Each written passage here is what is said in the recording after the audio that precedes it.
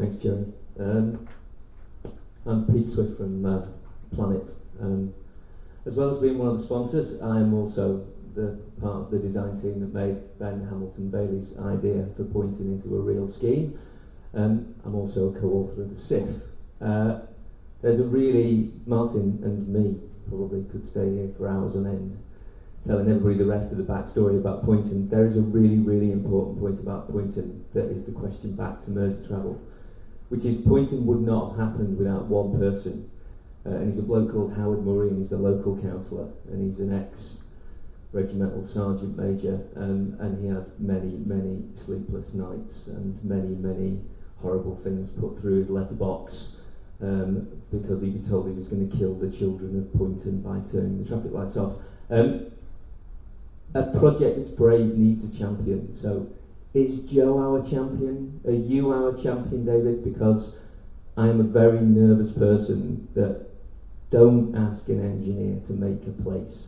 Ask an engineer to help you make a place. And my nervousness with the most recent work is that it's not necessarily led by making Liverpool a better place. And I think that's the debate that we need to have. Yeah, that sounds like there's a lot of support for that question. David, do you want to have a bash? No, I agree that you need champions, and I think you need those across the piece really, so it's not just one champion. I think we try to engage business users here, we try to engage real users, but you will, at the end of the day, it will be the politicians that will decide the most appropriate way forward. But again, I think you heard the Mayor saying he is open to hearing and listening to people's views.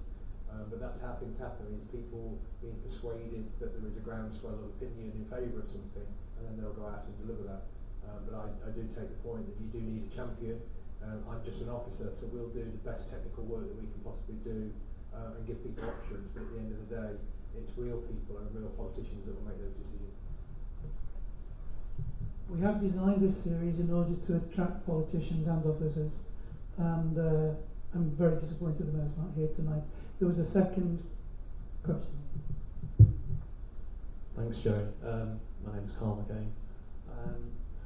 It strikes me that my vision for the city and connectivity is quite simple, really. I think we just need to be really bold.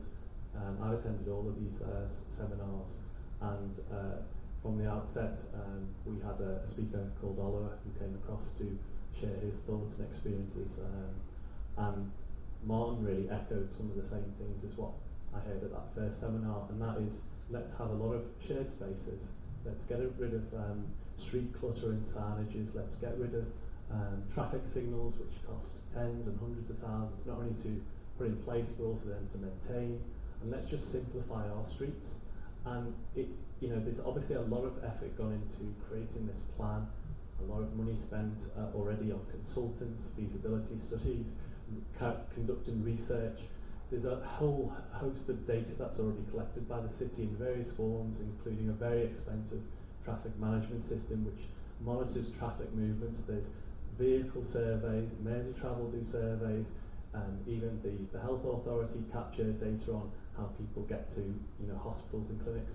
There's a lot of data out there. We don't need to spend a whole series of this money that's been set aside in order to achieve these goals on expensive consultants before we even start actually making real improvements to the streets of the city to effectively make people's lives easier, whether they're going to work or whether they're here just to visit. And so the simple message, let's be bold, let's not invent more of the same, let's actually just simplify the streets.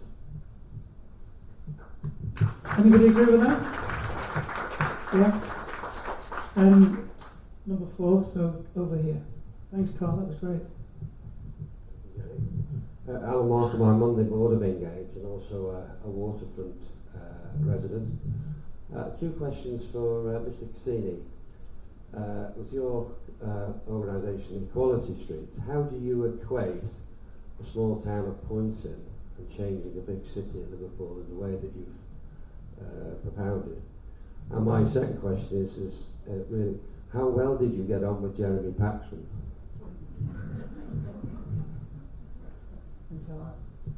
actually, he got the ideas really quickly and he was quite supportive. And we had quite a nice chat. Can you hold it closer? That doesn't sound. Oh, sorry. Better? Yeah, Paxson got on board with the ideas very fast. You know, he just got them immediately, and he was supportive. I mean, funny enough, there was the producers got in someone to oppose me. He was the road safety somebody or other advisory person, a chap called Robert Gifford, nice man. But at the end of this studio discussion, the exec producer, who's now works for Google actually, called Peter Barron, he said, "Martin, the trouble is everyone was agreeing with you." I mean, even the government road safety advisor. I mean, the government road safety advisor, he's in the longer film actually, in the longer video. I cut away from him. I did answer him, but actually I cut away from him in the video for the purpose of when he says, "Oh, it will never work in a highly trafficked junction. It can only work in small little pedestrianisation areas." That brings me on to your other question, which I'll come to in a second. So then I think I cut to someone else saying it will never work here. Now, and of course it does, you know, as you see, because we mix through to the finished article, and it's exactly the same number of vehicles and people on foot. You know, 26,000 vehicles a day going through that junction. In fact, I was in Poynton last night visiting, and apparently the traffic numbers have gone up to 27,500 a day. So it's a highly trafficked junction. Now, what works on a micro scale can work on a macro scale. In early videos, as soon as I saw lights out of action in London, like Goode Street, Charlotte Street, Clerkenwell, what was the name of those roads? There was I lived in central London. I borrowed a video camera, or grabbed a camera, and I cycled down there and took pictures, and it just works. You know, it doesn't. You just. And also twice, when I lived in King's Cross, there were power cuts across the whole of central London. All the lights were out across the whole of central London, and never was it more pleasant cycling around the city. Taxi drivers were smiling, giving way. You know.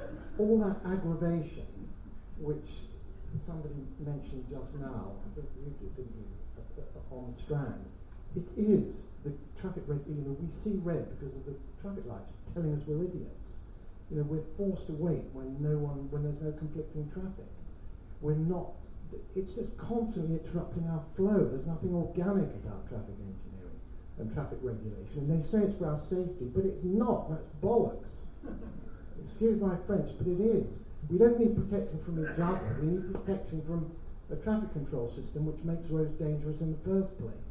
And all this vast infrastructure of control and enforcement is not there for our benefit. It's there to our detriment. And it just keeps traffic engineers in lucrative contract work, you know.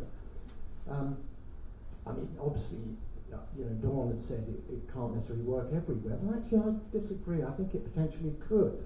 You design the Strand out here, okay, there's a lot of traffic along there.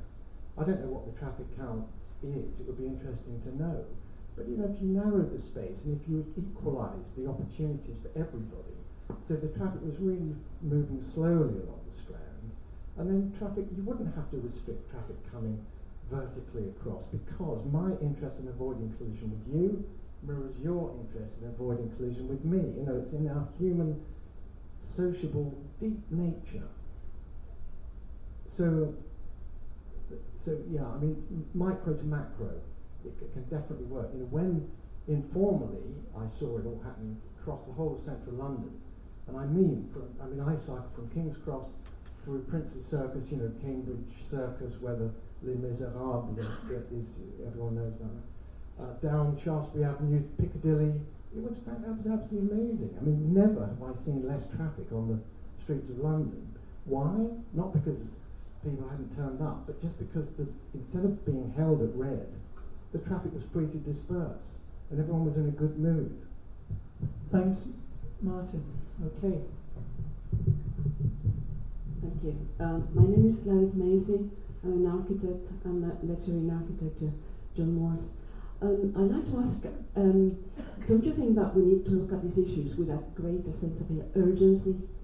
I feel a sense of despair when 15 to 20 years are mentioned to implement these policies. I think we don't have that time. And I think the thing that has made a difference tonight is the discussion of new ideas. And there are only very few new ideas. You talk about policies, you talk about plans, but you don't tell us in greater detail what are you talking about, what is your master plan, where are your new ideas. We need to see that more often. I think we need to question whether we are in a quagmire of decision-making policies that are actually stopping the implementation of ideas fast. That's what we need. And without ideas, I mean, we're wasting time here. Thank you. Very good, thank you. I'm going to keep that as something for all of us to bear in mind. I think it's a very important point. Okay, I'm Dr. Rob MacDonald. I'm 62 years old, and I've spent a large part of my life in this city. I actually love it. I love this city. I love the messiness of it. And our Vice-Chancellor recently said Liverpool is a messy city. And I think he was referring to messy physics and, you know, how we understand very complex systems. And Gladys is quite right, actually. We're not hearing any ideas. We're not hearing any rich ideas about urban place, urban spaces. And I came tonight, I suppose the main reason I came tonight was to listen to Joe. And then suddenly, he's not here, for whatever reason. And almost like Big Brother, we're presented with the mayor on a screen. And I think that was a bit weird, actually. And then Martin steps up and introduces the word slow. There are concepts of a slow city. And I think Liverpool, maybe it's rushing ahead in all kinds of ways, not just traffic. It needs to slow down a bit. It needs to understand why it exists, why it has existed for 800 years, why the Strand used to be the edge of the river, and it isn't any longer. And so we've got this edge here, and one side you've got the Albert Dock, and then you've got Liverpool 1. And those people that designed Liverpool 1, I don't think really thought about how pedestrians cross the Strand from Liverpool 1, from the place where was the original pool of the city. City archaeologists, you know, formerly. So there's so much knowledge amongst us all of this city, and there are so many people with fantastic ideas and proposals. Slowing down, I think that's for me what you said. Towns and cities like Cambridge and Oxford, Italian hill towns, and for me the greatest city is the city of Rome. 4,000 years old, layer upon layer and layer, and that's for me. That's a messy city, but it's an amazing city to move around. Thank you very much.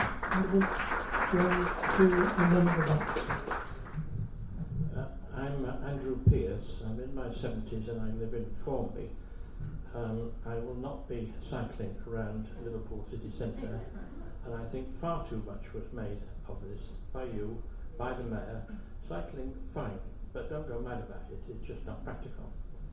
And I'd like to share with the last speaker my disappointment that the mayor's not here.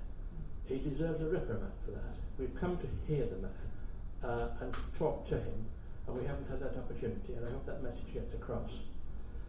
I want to say something about travelling around inner Liverpool by bus. The indications on buses are highly variable.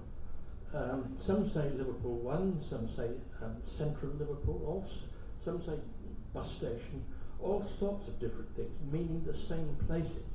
And this should be got right. And I think that Merseytravel should have a look at the bus stops in London, which are a model of clarity. show the routes in linear form. If you look at all the various buses that go up to the Philharmonic, there are umpteen different ways of describing how they go. Some say Hartman Street, some say Catherine Street. They really want a complete overhaul to be consistent.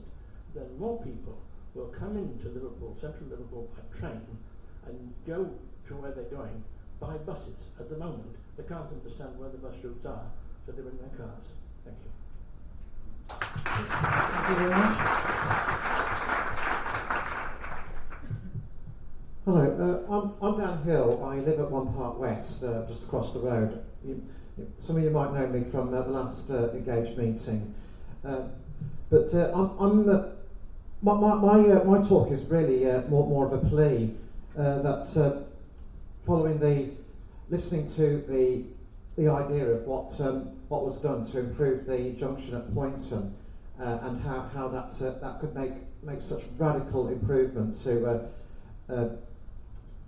such places around Liverpool. I have more of a plea really that we get on with this and look round and find a place where we can get rid of a lot of the traffic lights. There are too many traffic lights in Liverpool, and the amount of traffic lights there are not just causing congestion because of this what I think is absolutely rubbish, and I mean rubbish idea of traffic manoeuvre, saying to allow the smooth flow of traffic in one direction at a junction means traffic lights should show green for about 2 minutes, while people on a bus route are sitting there for ages waiting for the lights. As soon as the lights go green, they only get a few seconds, or because it's what I think is absolutely rubbish idea of traffic movement, ease of traffic movement. And I find it just very unruly and unfair, and so the more traffic lights we can replace with traffic islands or whatever ideal system to keep the traffic moving at a slow pace and being able to show consideration to other people without that's why we need that sort of thing speeded up. Dan, I've got a phrase for it. I mean, all way give ways. Yeah. All way give way. Just equal rights, equal responsibilities. Take it in turns. I mean, if they have it in the Channel Islands, it's called filter in turn. I mean, that's what we do. That's what we do as social beings. Okay.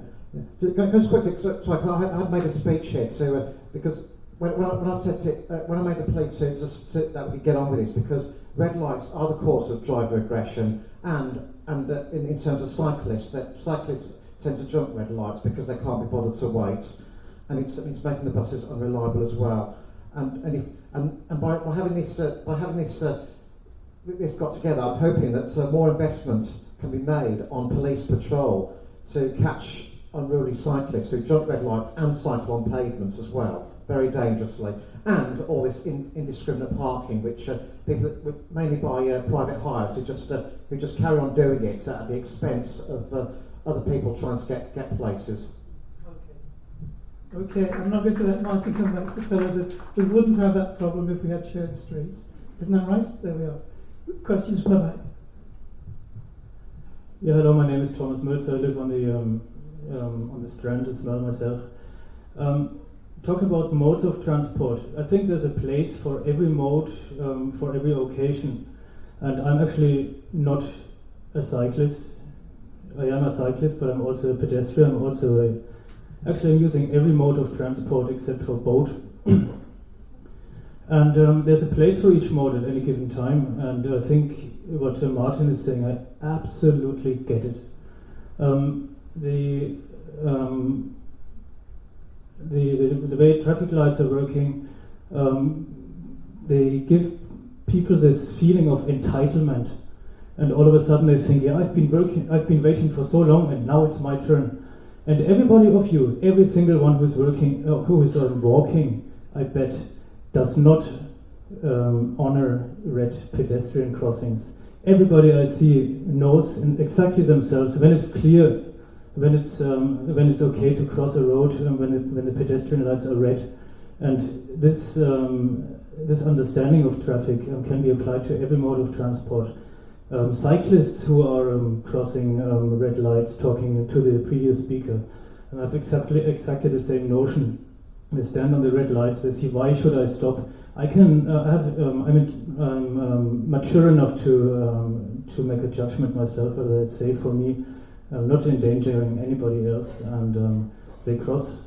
And this can filter through to every mode of transport. And a key moment here on the Strand, just to see that a city for people really should be just that, was for me when the Giants were here and the Strand was open for the pedestrians. It was such a liberating feeling to walk on the Strand. It was amazing, and you get this feeling that this is what the city should be like. That's a city for people to walk on the Strand.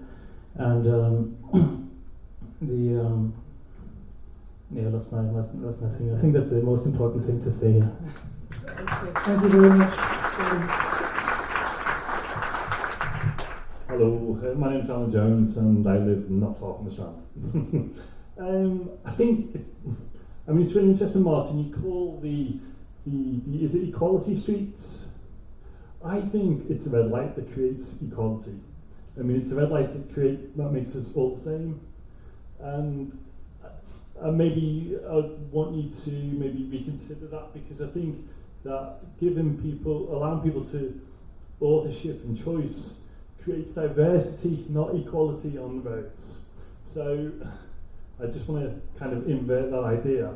The other thing as well is there's a lack of philosophical sort of thought in relation to ideas like £80 million and pedestrians and modes of transport and methodologies. The debate is really abstract, but takes us far away from the simple things of other living human beings.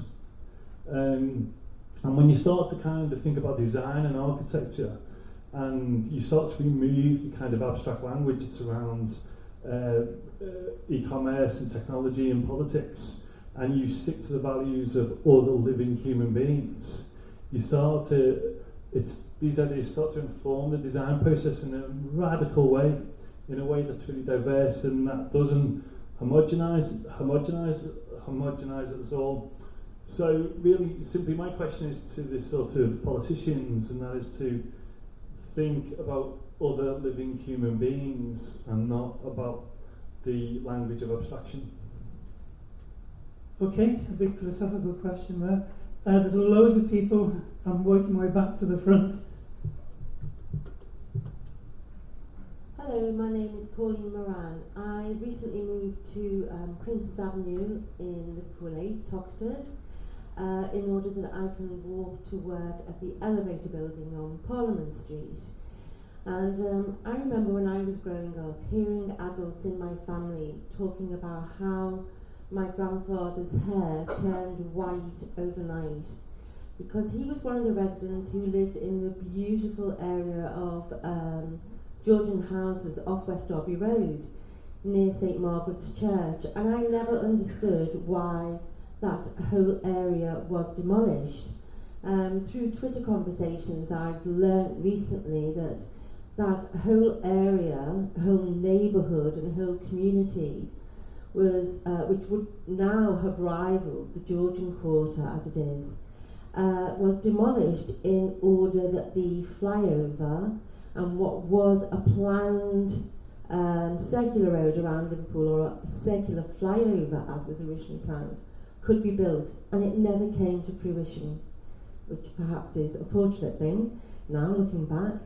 And one of my concerns, a big concern, would be two things: maintaining the integrity of the architecture in the city, so that we have no more skewed planning which places buildings side by side, which destroys views and flow of view, such as that we have on the waterfront at the moment, without naming names of buildings, and but massively preserves the integrity of the classical architecture that we have, but also allows, at the moment, I lived away from Liverpool for 30 years, and I think it's fabulous that we have a raised tourist industry and student population. But I think the student population actually should be shared with the suburbs, and that when we consider a new travel system, we should be looking to the residents for their opinion and in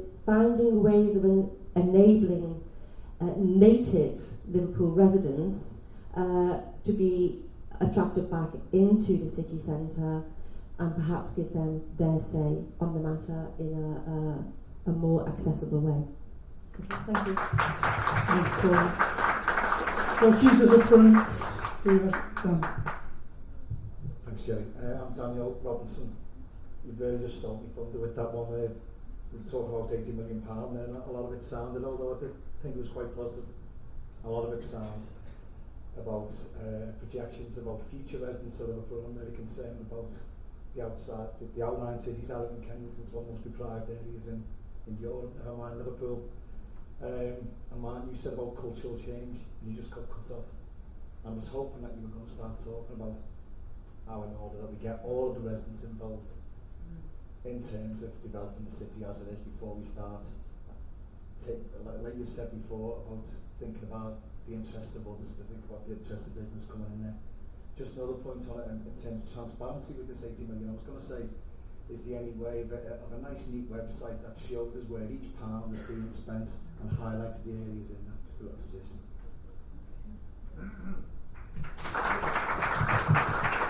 Okay, we need to take a bit of a breather. Let's see if we've got anybody want to respond. David, do you want to say anything to any of these so far? Where do I start? I got the point about buses, so I agree with that. I introduced a similar TfL style mapping to South Yorkshire, and it just worked. Sorry, yeah, I was just having a polite conversation about bus service indicators. I think, my personal opinion around the Poynton to Liverpool thing, I think we ought to look at that. I think we ought to be looking at whether some of the concepts that have been delivered in Poynton can be delivered in parts of Liverpool city centre. So I think we don't really get hung up on whether you do it across the whole of the city centre, but I think it's a really interesting concept. I think.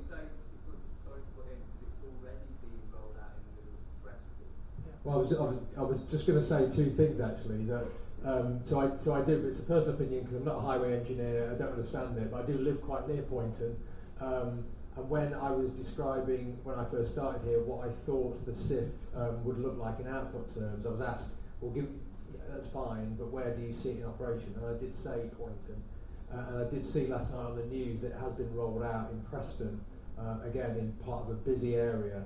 And just the initial feedback that you saw there, people just sensed that it felt like a different place, again, high quality, etc., etc. So I think we should be looking at that whole concept and where that could be applied in Liverpool city centre, and not get hung up on can it be applied across the whole of the city centre. It clearly can't, but there will be examples of where it can be used very quickly to again prove and take away some of people's nervousness around it.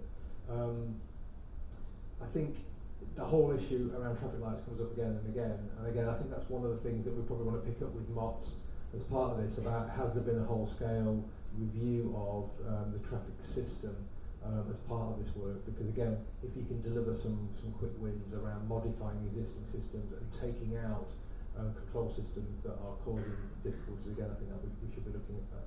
So again, without hogging the microphone, I could respond to all of them, but I think I'll hand over to Colin.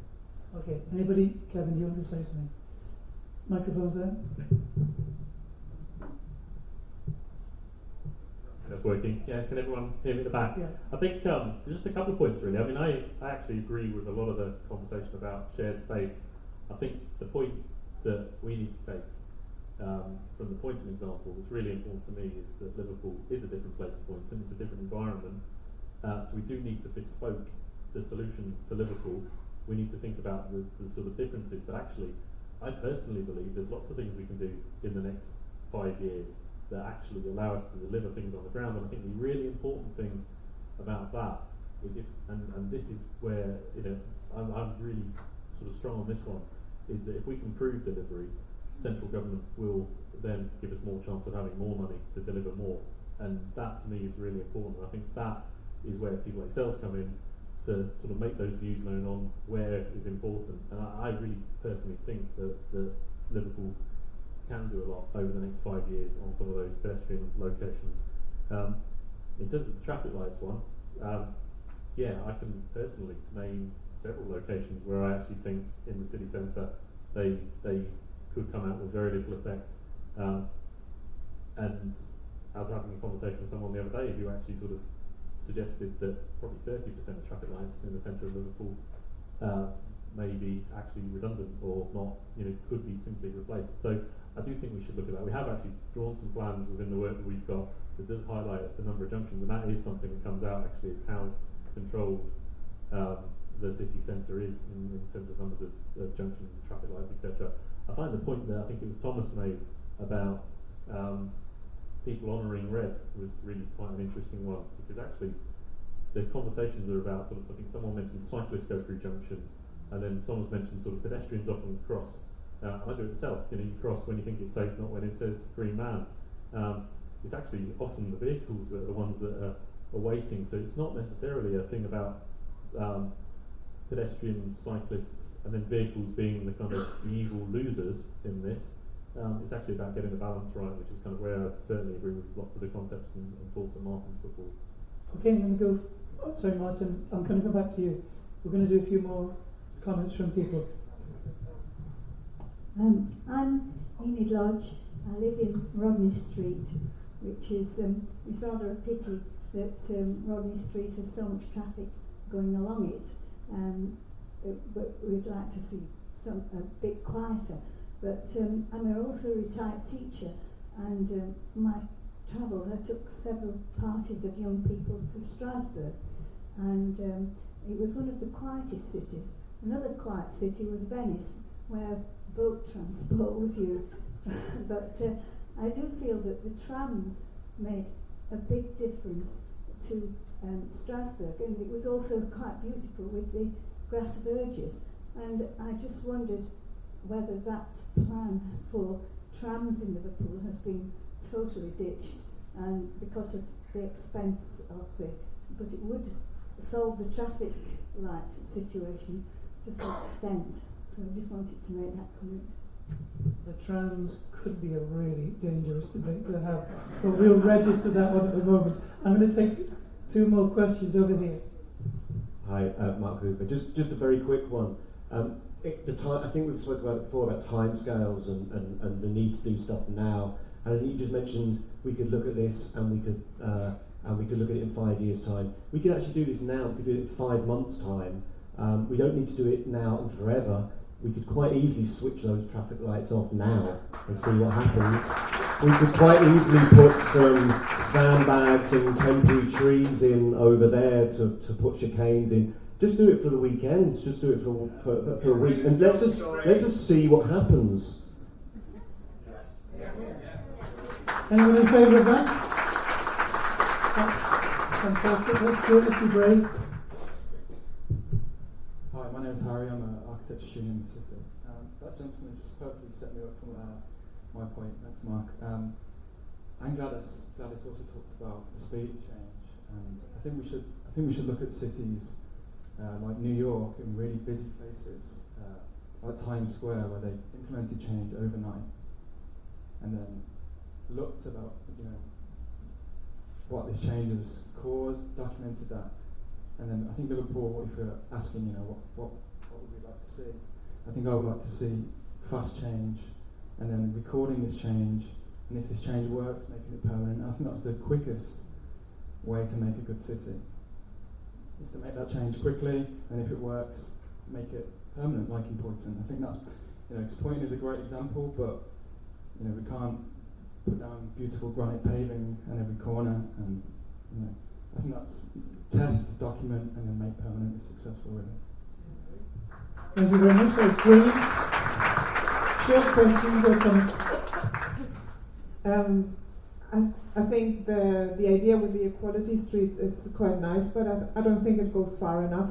I think what would go further would be to make public transport so irresistible that people decide not to jump into their car and go to the city centre by car.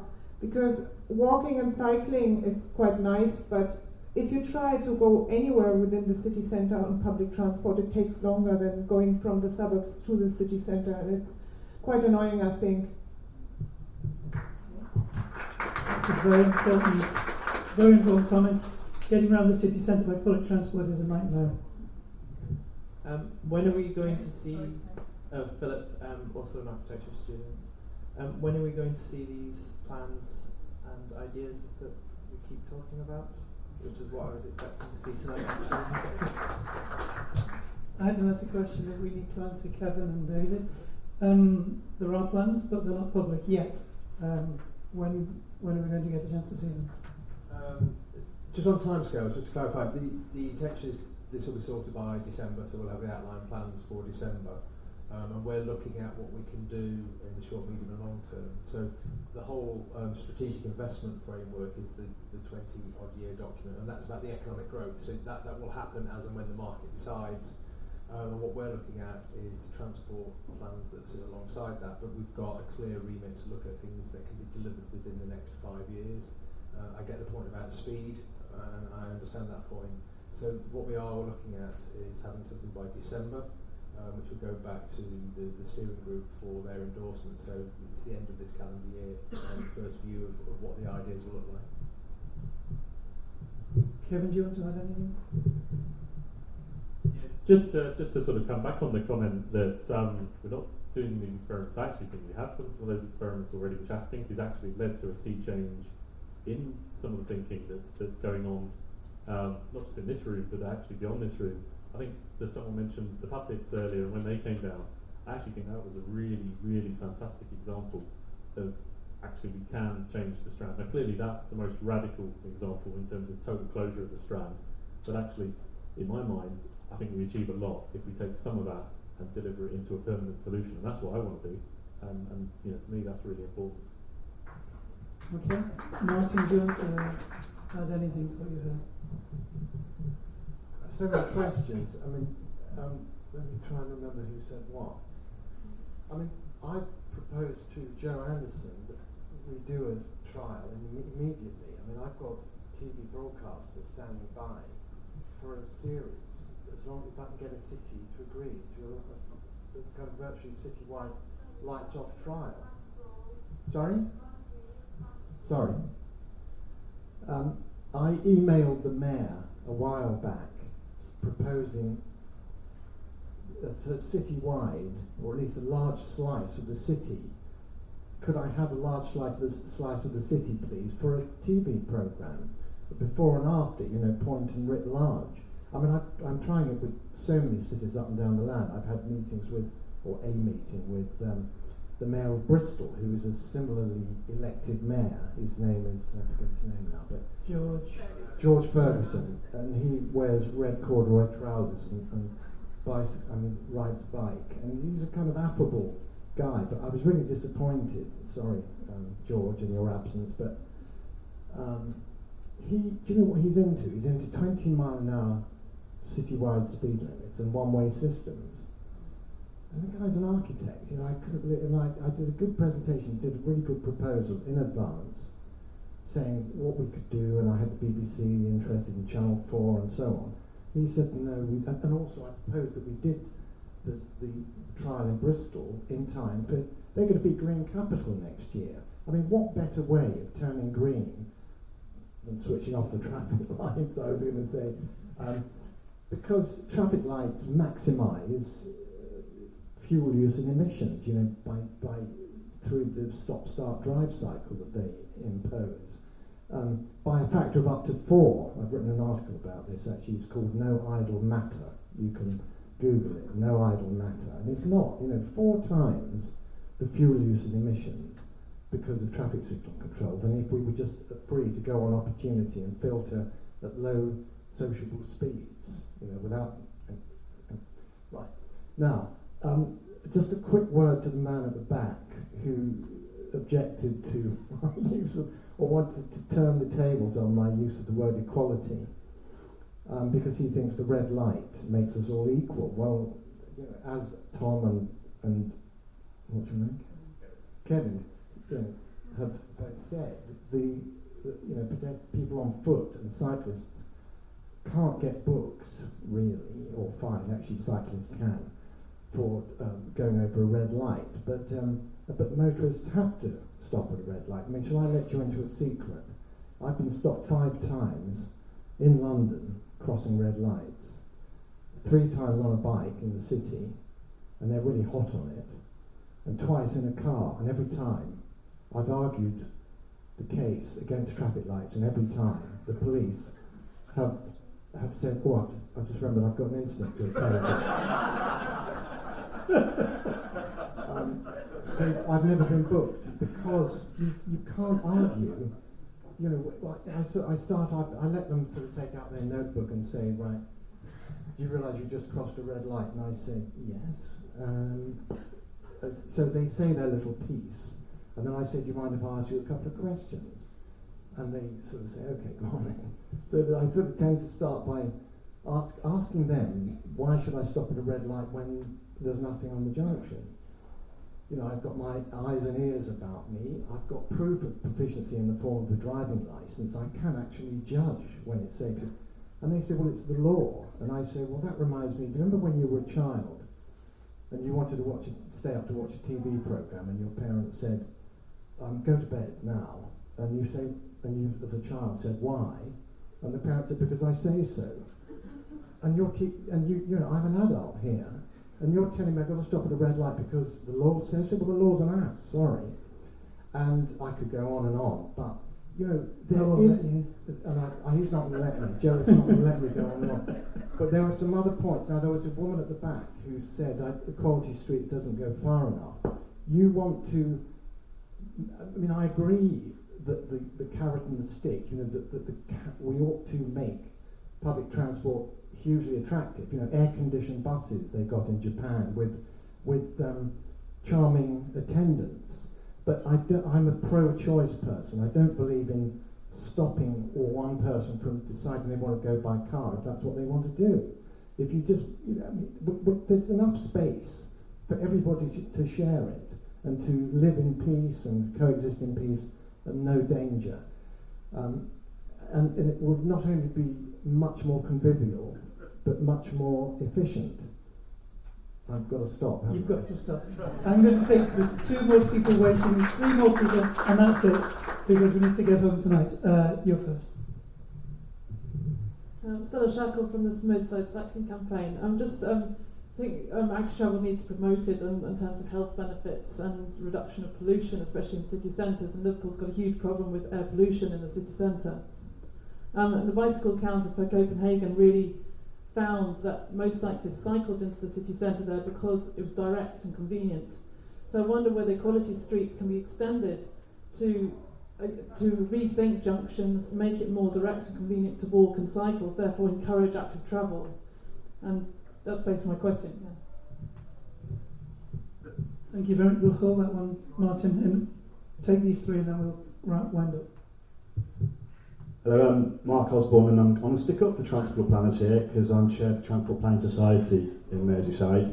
I'll go through like 3 points here, a bit of history, an anecdote of mine, some data, and a question to everyone.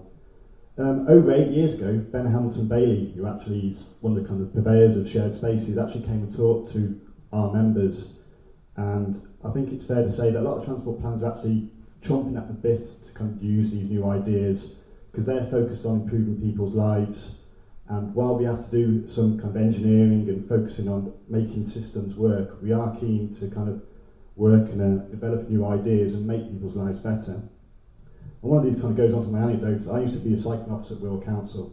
And one day my phone rang and the person said, "You're not spending enough money on cycling. Why aren't you doing enough for cycling?" I had to spend 20 minutes to kind of put a point on why we're really pushing that. And I put the phone down, thought, I'll have a drink after that. Phone rang again. Another person said, "Why are you spending all this money on cycling? It's a waste of time." It's nothing like that. And that kind of gets on to my next point, which is a bit of data. That in 2011, the DfT gave Merseyside £1.5 million to spend on cycling and walking. In that same year, the 10 biggest car companies spent £7 million in Merseytravel alone on promoting their goods. So the question there is really, we've talked a lot now about focusing on the physical environment, we're not spending enough on the rental and selling the benefits of a different way of life. So the question is there, how do we do that? Very, very good. And our last question, please. Oh, hi. My name is William Chambers. I recently went to Lagos in Nigeria, and they have quite a chaotic kind of shared streets environment. I just wondered whether there's, is it always the best way, or will it end up in chaos?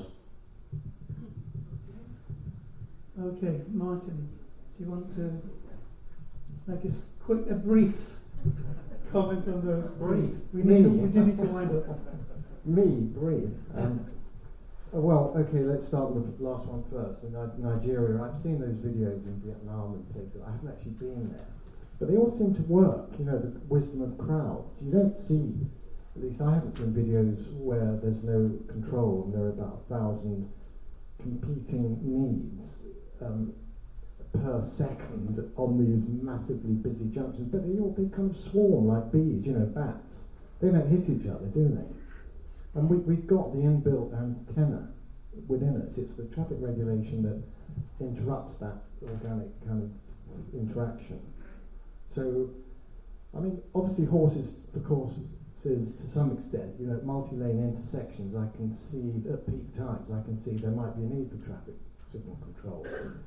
You know, if it can be shown, well, so inside towns, though, I think most intersections should be single-lane approaches, like you saw in the Poynton film, because then you vastly extend the living space for people on foot, and cyclists. You know, I mean, I don't believe in this segregation for cyclists. Actually, I hated in London.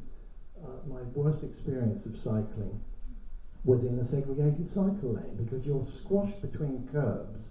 You can't overtake anyone. You're wobbling, and also I don't know if anyone knows Torrington Place in King's Cross in London, but it's a horrible place to cycle along. And for people crossing the road, it's appalling, because not only do they have to look right and left to be wearing vehicles, but they've got to look right and left again as they cross the two cycle lanes. I mean, it's ridiculous. Anyway, what else was there, question-wise? What did we have? I think if you can't remember, we'll take it. Well, before you pass it over, the guy from Planet, is it you there? What's your name again? Pete Swift. Pete Swift. Can we have a chat afterwards, because I know that, yeah. And also, I wanted you to expand a little bit on what you meant by you said something about you can't trust or leave it to the engineers to do the place making or whatever it was. What was it you said there? Do you remember what you said? Can you repeat it and expand on it a bit? Can I suggest you repeat and expand on it in Brasco Lounge straight after this, because we do need to wind up. We've lost a couple of people already. Thank you very much, Martin, for taking that. I want to draw things to a very rapid conclusion. Mayor Anderson began by saying he wanted us to be ambitious and innovative, and I think that's something we need to pursue and take him at his word. Martin, when he spoke, talked about needing a culture change, and I think that's absolutely clear. We need a culture change. Dawn used two words that struck me. We need to be forthright and radical, and I think that's something which we've heard tonight.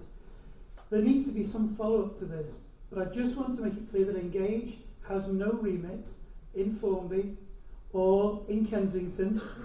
We are a city centre residents organisation, and we don't intend to step on anybody else's toes outside this area by holding or hosting events that are more appropriately held by people who live in other areas of the city. We're doing it for the people who live here because we live here and we care about the city centre. So I just want to make that very, very clear. Tonight was about the city centre, not because we have any problems anywhere else, but because this is the only place we have some say and remit for, because we live here. I don't know what will happen as a result of this. Like yourselves, I have to say, I hoped we could have had some clearer ideas tonight about the actual possibilities that are being discussed. and I don't like everything happening behind closed doors and then being presented with the plan. And I'm hoping that what's actually going to happen is there will be something which in December will be made public, but that won't be the plan. That will be something the public can talk about. Now, I don't want to drag that out either, and I really do take some of the comments tonight. The stuff we can do right now, we should do it right now. We should be bold and experimental and have a go, using trees and pots and sandbags and whatever to just try to switch the lights off. Let's have a go. And we are a bold city. We can do extraordinary things, and the mayor is a very bold and extraordinary person. We only have to look at the giants to see that, and the way in which the city really does try to operate in a new way, in a way that really is good for all of us. But of course there are people who don't like it, and there are vested interests who don't want it either. A lot of really important things have happened tonight. I'm hoping that there will be further discussions, I'm sure, because I'm very fortunate that on behalf of the residents of the city, Engage is part of the SIF group and the MacDonald report. So I will be putting your case at that level and insisting that we have meetings to further debate these issues with the people who will make decisions. I'm very disappointed the mayor's not here, and I'm very disappointed it's very hard to get politicians and some officers to come if they're not sitting on a panel. I find that very sad. But that's the political and the officer culture that lots of cities have, not just Liverpool, and it's very sad. I feel that we have an unrivaled moment in history to remake the streetscape of Liverpool, even with the fewer resources we have at our disposal.